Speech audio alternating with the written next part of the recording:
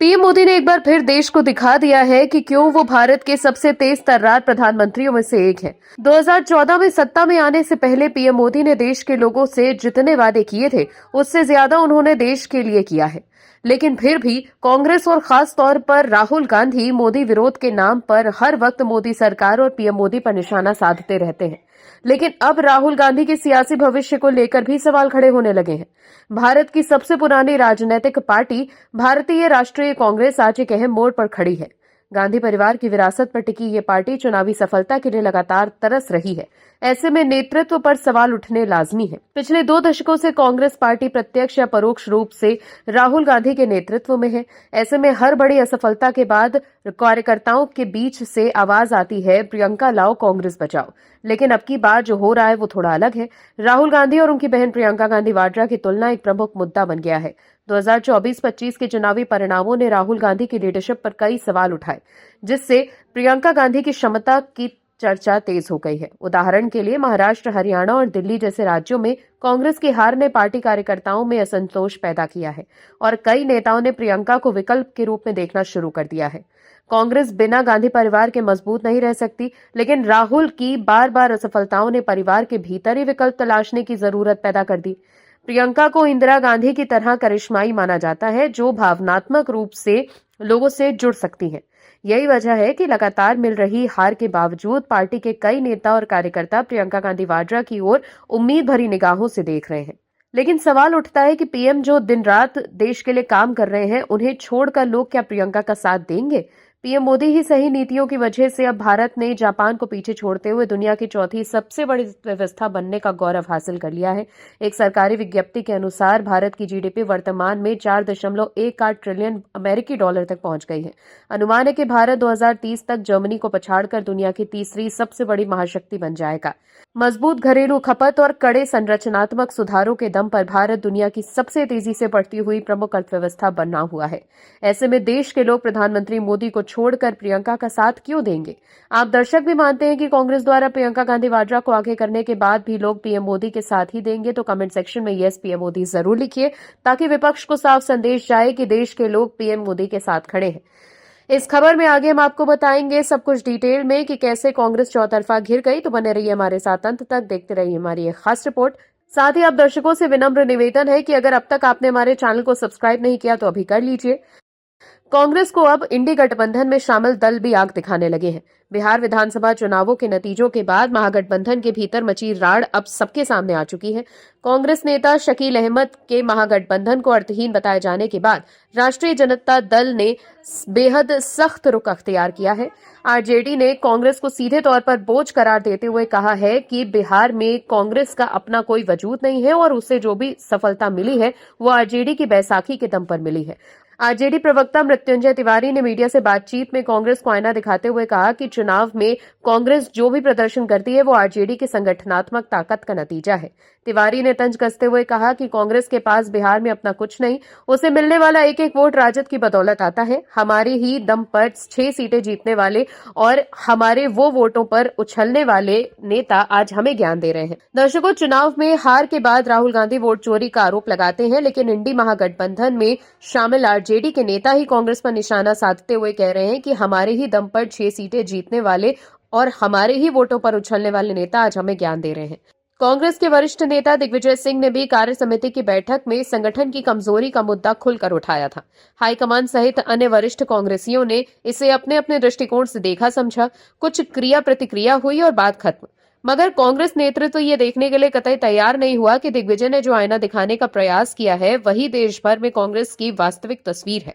चुनाव आयोग पर पक्षपात का आरोप लगाते हुए राहुल गांधी सहित पार्टी के रणनीतिकार इस रणनीतिक विफलता से पूरी तरह नजरें फेरे हुए हैं कि उत्तर प्रदेश, बिहार और हिमाचल प्रदेश सहित कई राज्यों में उनके प्रदेश अध्यक्ष बिना सेना के सेनापति के रूप में खड़े हुए हैं। संगठन की निष्क्रियता का ये हाल तब है जबकि कांग्रेस ने वर्ष 2025 को संगठन सृजन वर्ष का नाम दिया है। देश की सबसे अमीर नगर निगम बीएमसी के चुनाव अब सर पर आ गए हैं। 15 जनवरी 2026 को वोटिंग होगी और 16 जनवरी को नतीजे आएंगे।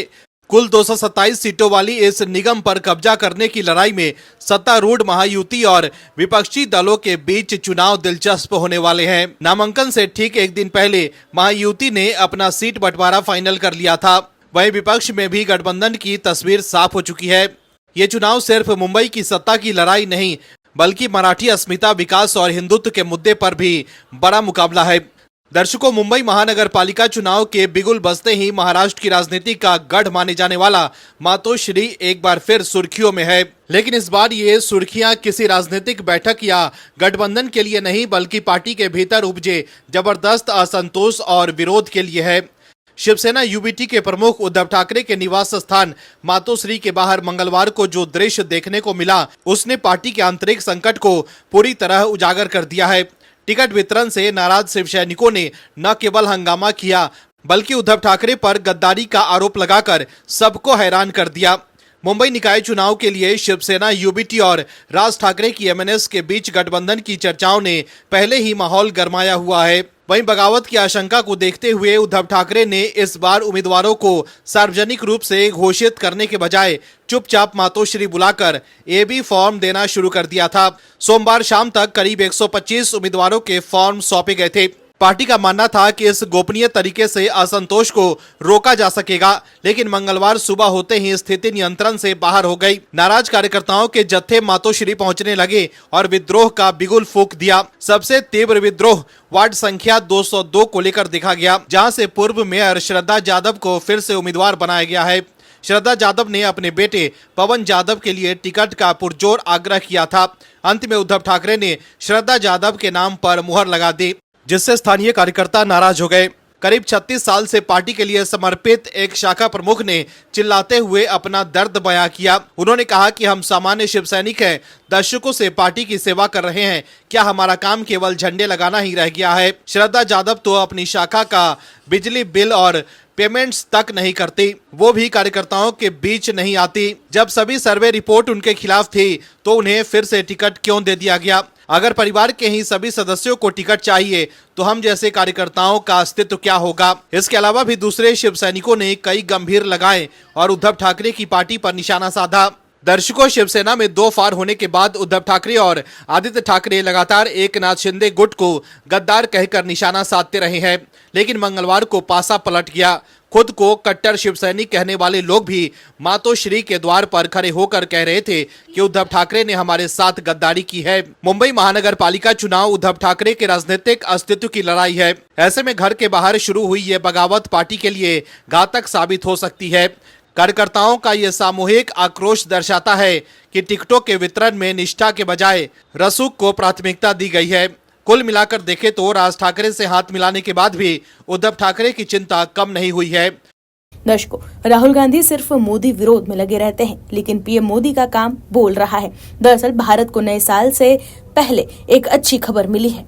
भारत अब दुनिया की चौथी सबसे बड़ी अर्थव्यवस्था बन गया है। सरकार के साल के अंत में आए आर्थिक समीक्षा के अनुसार भारत ने जापान को पीछे छोड़ दिया है। आने वाले सालों में भारत अमेरिका और चीन के बाद तीसरी सबसे बड़ी अर्थव्यवस्था बनने की राह पर है। ये जर्मनी को भी पीछे छोड़ देगा। इस बात की पक्की पुष्टि साल 2026 की पहली छमाही में अंतर्राष्ट्रीय मुद्रा कोष की ओर से जारी किए जाने वाले आंकड़ों से होगी, जिसमें 2025 के अंतिम आंकड़े शामिल होंगे। सरकार की ओर से जारी एक बयान में कहा गया कि भारत की जीडीपी 4.18 ट्रिलियन डॉलर की हो गई है।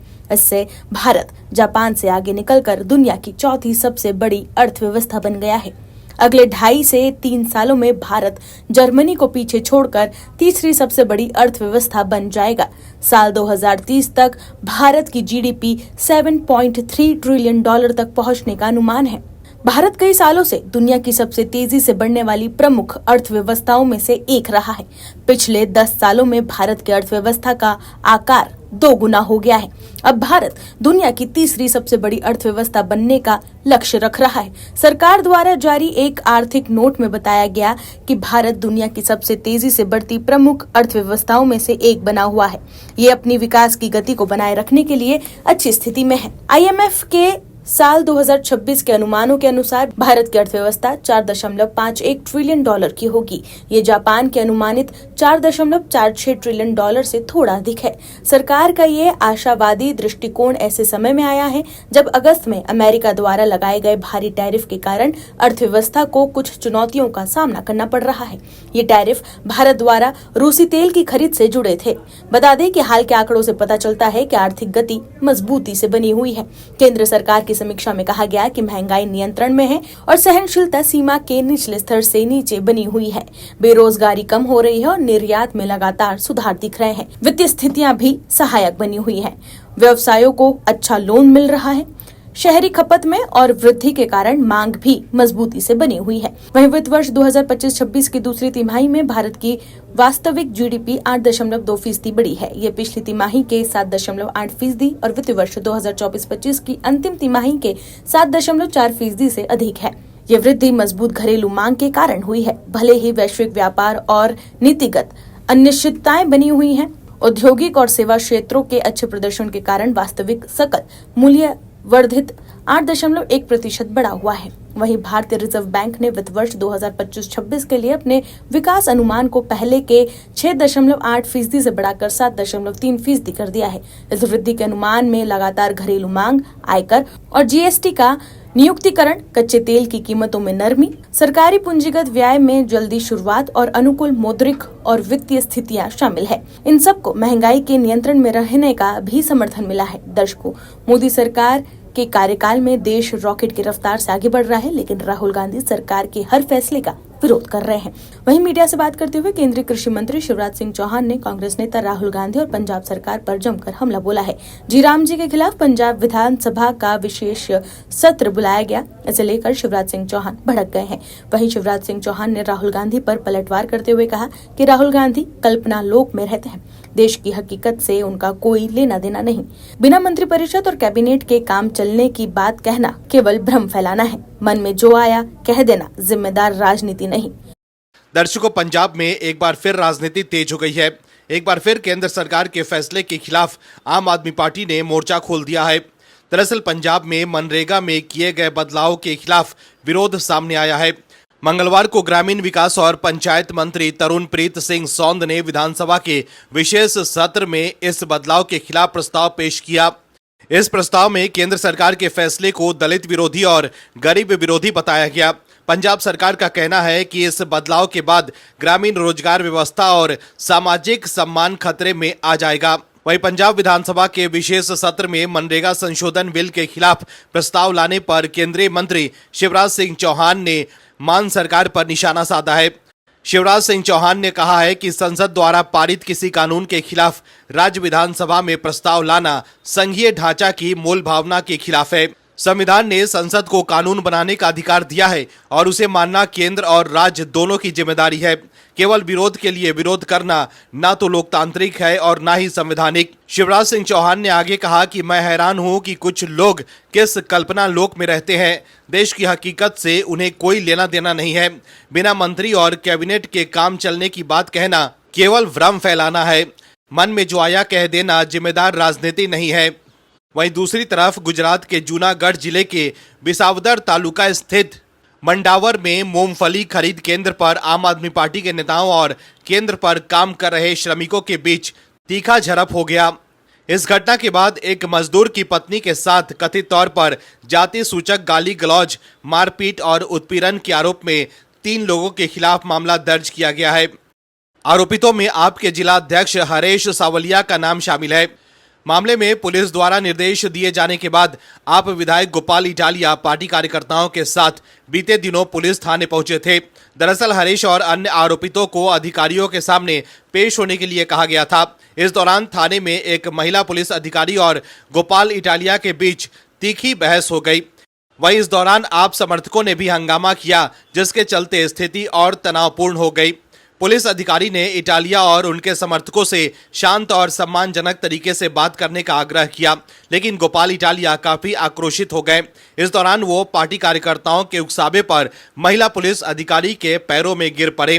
वहीं महिला अधिकारी ने इस व्यवहार पर आपत्ति जताई और वहां से चली गई। इस पूरे घटनाक्रम का वीडियो सोशल मीडिया पर तेजी से वायरल हो गया है। वीडियो में गोपाल इटालिया बार बार ये कहते सुने जा सकते हैं कि झूठी शिकायत दर्ज की गई है और वे पुलिस से सबूत दिखाने की मांग करते नजर आए। वहीं इस मामले पर मीडिया से बात करते हुए विसावदर के एएसपी रोहित डांगर ने बताया कि संबंधित मूंगफली खरीद केंद्र पर उस समय खरीद प्रक्रिया चल रही थी जब आप नेता और कार्यकर्ता वहां पहुंचे। मूंगफली को बोरियों में भरने जैसे किसी छोटे मुद्दे को लेकर वहां मौजूद श्रमिकों से उनकी बहस शुरू हो गई। बहस धीरे धीरे हिंसक रूप लेती चली गई। आरोप है कि इस दौरान एक मजदूर के साथ मारपीट की गई और उनकी पत्नी को धक्का दे दिया गया। इसके साथ ही जाति सूचक शब्दों का भी इस्तेमाल किया गया।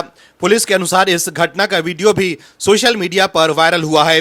दर्शकों, एक तरफ तो पंजाब में आपके नेता मजदूरों की हक की बात कर रहे हैं और केंद्र सरकार पर निशाना साध रहे हैं, वहीं गुजरात में आप नेताओं पर मजदूर के साथ मारपीट करने के आरोप लग रहे हैं। Bureau report OMH news. आप दर्शकों से विनम्र निवेदन है कि चैनल को सब्सक्राइब जरूर करें।